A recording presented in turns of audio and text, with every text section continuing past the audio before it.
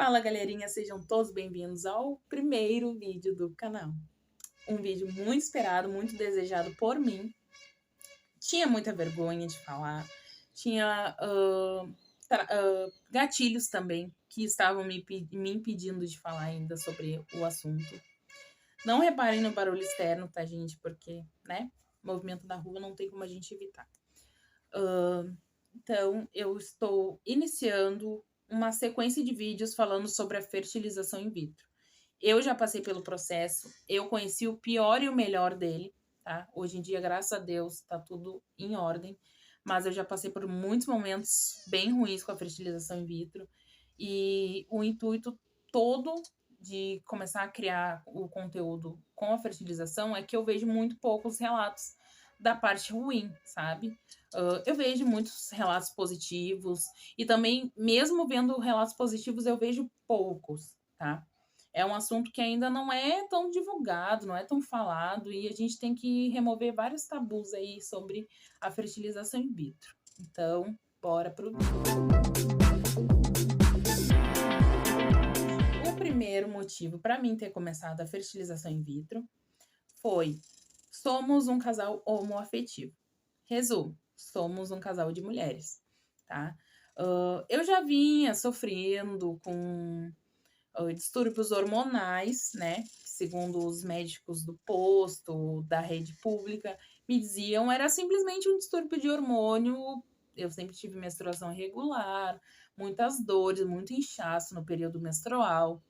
E simplesmente me diziam que era normal, me davam anticoncepcionais diversos e eu seguia tomando, mas nenhum anticoncepcional fazia efeito, sabe? Sempre, mesmo com anticoncepcional, eu tinha escapes, eu tinha dor, eu tinha problema com dor na relação sexual, eu tinha inchaço fora de período menstrual.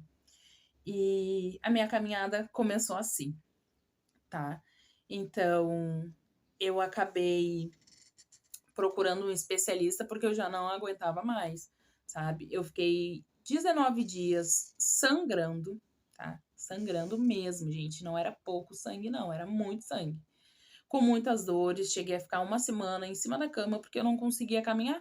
Eu simplesmente não tinha força e a pouca força que eu tinha para me mover, eu sentia muita dor e desistia. Então foi um período bem complicado, bem difícil para mim. Procuramos um especialista em reprodução humana, até porque a gente já tinha a pretensão de fazer uma inseminação artificial futuramente, né?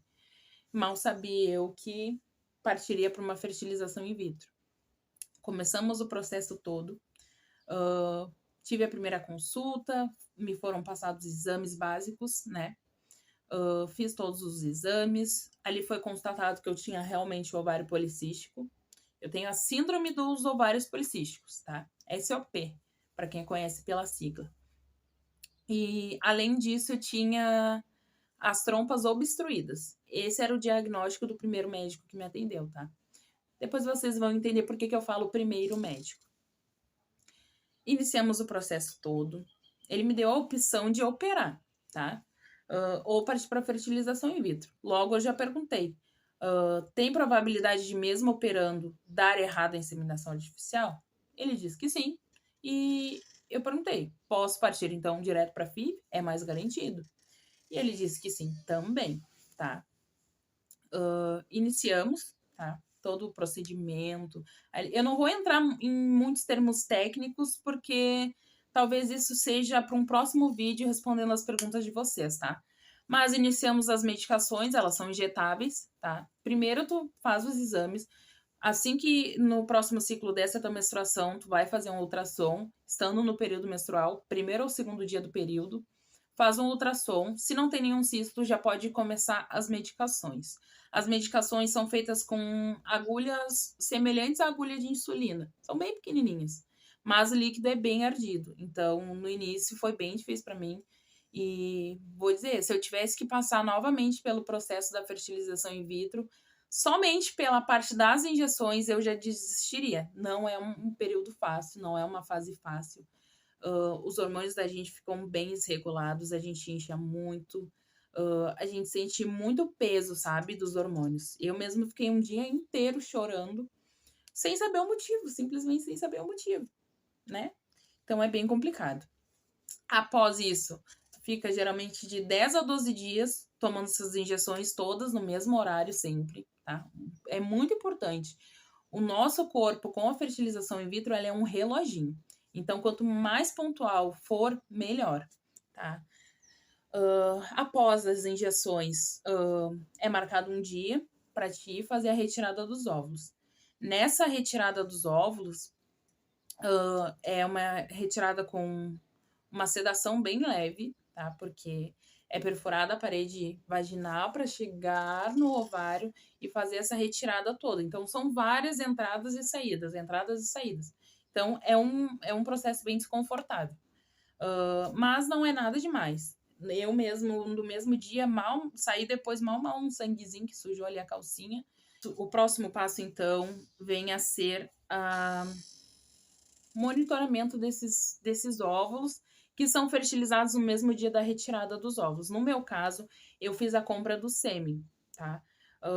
Mas se é um casal hétero, é retirado o óvulo da mulher e no mesmo dia é coletado o esperma do marido, né? E nesse processo todo, no mesmo dia, já é feita a junção do óvulo com o espermatozoide, é fertilizado, né? E daí tem que esperar de 3 a 5 dias, na verdade, para saber a evolução desses embriões. No dia de desenvolvimento, o embrião já é um blastocisto, ele já está em fase de blastocisto. E tem casos que é transferido a fresco, que é assim que passou o 5º dia, o corpo já é preparado para receber esse embrião. E em alguns casos é feita uma transferência de embrião congelado, né? Que ele fica congeladinho lá, tu espera um ciclo, vem a menstruação, tu vai lá, prepara o teu corpo e transfere esse embrião congelado. É descongelado, se eu não me engano, de 2 a 3 horas antes da transferência. Feita a transferência, é esperado geralmente de 10 a 12 dias, isso depende muito do protocolo de cada clínica, de cada médico, para fazer o exame de beta-HCG. E aí, feito esse exame, né, se tiver lá um lindo positivo, já vai estar ali com 4 semanas mais ou menos. E com 6 semanas é feita a primeira ultrassom para confirmar se a gravidez é atópica, se eu não me engano é este o nome. Se ela tá se o embrião está localizado no útero, se não foi para as trompas, enfim. E daí segue as medicações, né? Tu prepara teu corpo para receber o embrião com medicações. No meu caso, eu usei o Primogina da primeira vez, o Estradote e o Trogestan, é o nome dos remédios, tá? É praticamente como as medicações simulam para o teu corpo que tu tá engravidando, como se tu estivesse engravidando naturalmente. Então, os hormônios que a mulher produz naturalmente quando engravida de forma natural, a gente simula para o corpo com medicações, tá? Tem algumas pessoas que fazem a transferência em ciclo natural, mas mesmo assim depois seguem tomando medicações. Tem outras que precisam preparar o corpo. No meu caso, das 2 vezes, eu vou ter que preparar o meu corpo porque a minha menstruação é muito irregular. Então, eu perco muito controle da minha ovulação, sabe? É bem difícil controlar minha ovulação pelo ciclo natural. Então, passado isso, está lá seu lindo positivo. Então, eu resumi um pouco o que era a fertilização in vitro, tá? Agora vamos para o primeiro relato. Eu comecei meu tratamento em janeiro de 2020, tá? Em 2019 eu tinha feito a consulta, janeiro, no próximo ciclo, eu fui na clínica, iniciei os exames e já comecei a tomar as medicações. Bom, as medicações são um caso bem complicado, gente, porque não é fácil, tá? Não é fácil tu levar a injeção todos os dias na barriga. A gente se sente bem desconfortável com o processo, dá muito medo, dá muita irritabilidade, dá muita... O corpo da gente fica muito instável, sabe? Então, é bem complicado.